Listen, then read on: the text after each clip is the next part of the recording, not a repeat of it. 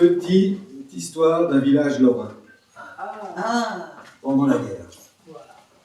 Non, et la guerre est un thème qui revient. Alors c'est encore un nouveau genre littéraire. Hein. C'est un nouveau. C'est une petite chronique villageoise. Voilà, c'est ce qui s'est passé. Donc, je suis un produit d'avant-guerre, n'est-ce pas?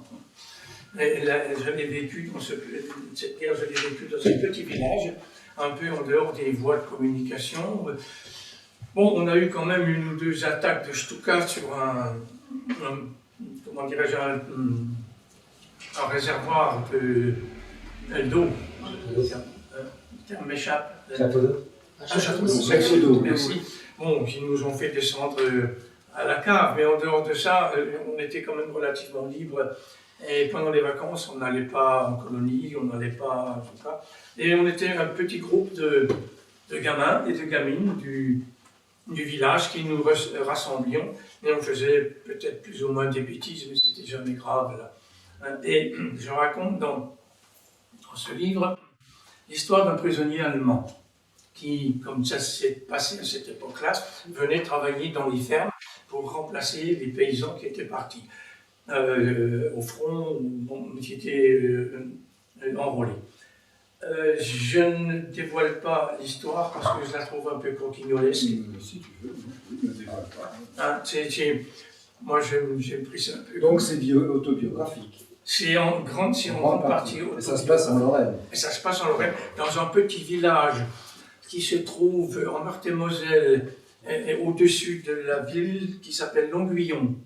Et au-dessus, il y a un petit village qui s'appelle Noers. Ah oui. Noers, et je suis repassé par là il y a un peu de temps, ça a un peu changé. Une coopérative agricole. Pas énormément. Donc on descendait.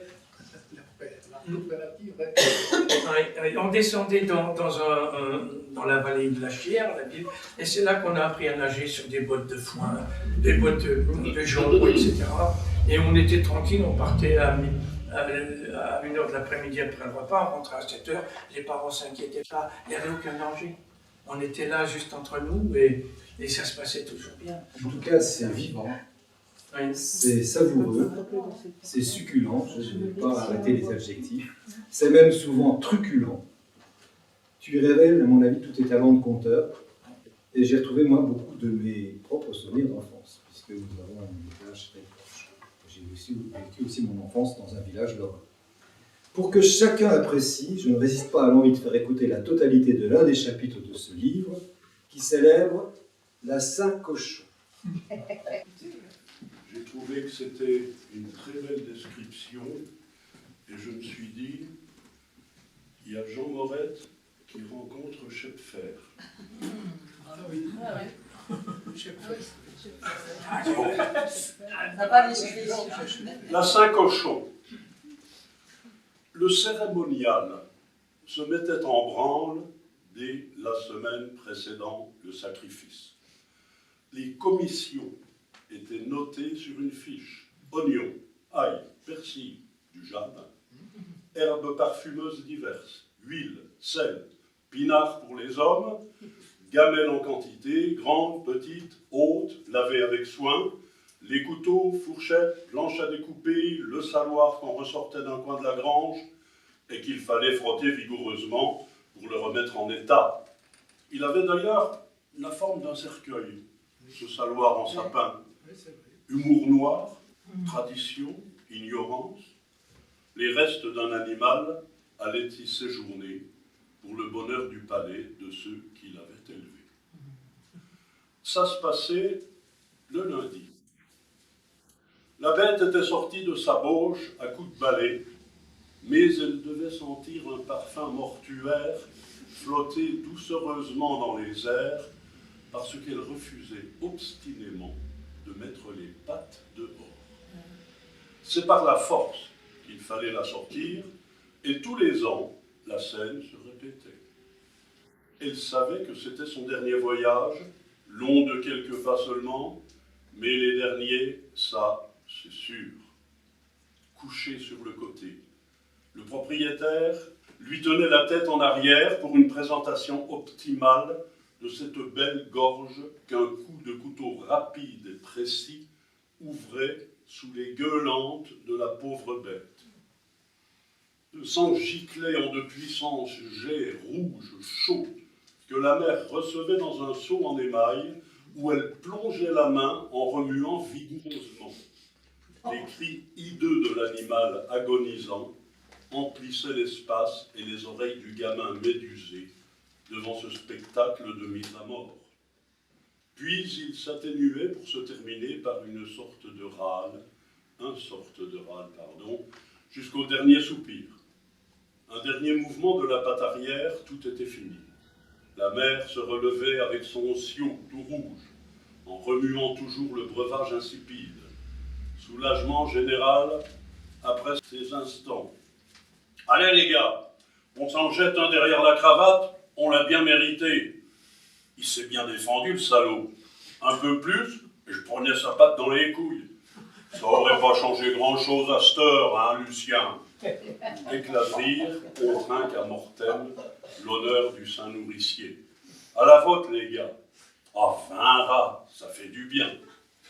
Allez, on remet ça, on marche pas sur une jambe, pas vrai? Cladi, pour sûr, ça, c'est ben vrai. » On s'essuie du revers de la manche, de chemise ou de la veste. Certains lissent leurs moustaches. Et voilà la troupe qui se remet en route, porte le cadavre fumant à l'arrière du bâtiment, où l'attend la paille qui va lui griller les poils, et où qu'on va sortir les sabots des pieds pour manger le dedans tout chaud. Raclage des soies, lavage à grande eau pour le dépeçage au clou de la porte de la grange, où le Lucien attend avec sa lardoire. Un coup pour ouvrir du haut en bas, direct, sans bavure, et vlan. V'là les tripes et les boyaux qui dégoulinent par terre dans un seau. Ça pue, c'est chaud, baveux, visqueux, mou, rouge, noirâtre, blanchâtre, gonflé. Ça fume dans l'air frais, le verre à pisse encore le sang par la gueule. N'empêche que les onglets étaient bons. Il faut attendre maintenant que Lucien entame son œuvre de découpage scientifique.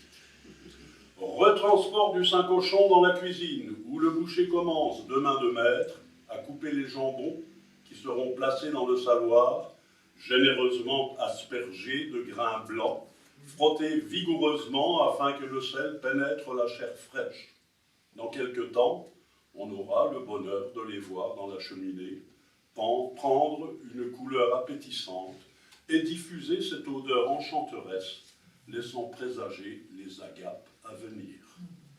Le tablier blanc s'était peu à peu taché de rouge, de même que la serviette qui lui servait à essuyer ses mains. C'était à qui lui apportait de l'eau chaude, un totei, une casserole, un verre de vin qu'il buvait avec parcimonie. Un mauvais coup de couteau est vite arrivé. Côtelettes, filets mignons, oreilles, cervelle.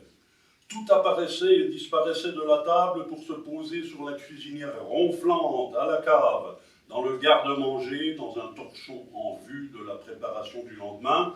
Saucisses, boudin, pâté, viande pétrie, fouaillé, frappé, coupé en dés, en lamelles, déposé dans des bocaux, des terrines, des fétous, arrosé de jus, de gelée, de lard fondu, la grande sarabande dans une ambiance de fête que le soir allait concrétiser par les plats mijotés depuis le début de l'après-midi. Soirée mémorable, que ces soirs de Saint-Cochon, on s'empiffrait, on bouffait jusqu'à avoir le ventre tendu, lourd et terminé malade avec une indigestion, les grands avec une bonne cuite au rouge et à la mirabelle. C'était toujours des lendemains qui déchantaient. Mais bon Dieu que c'était bien.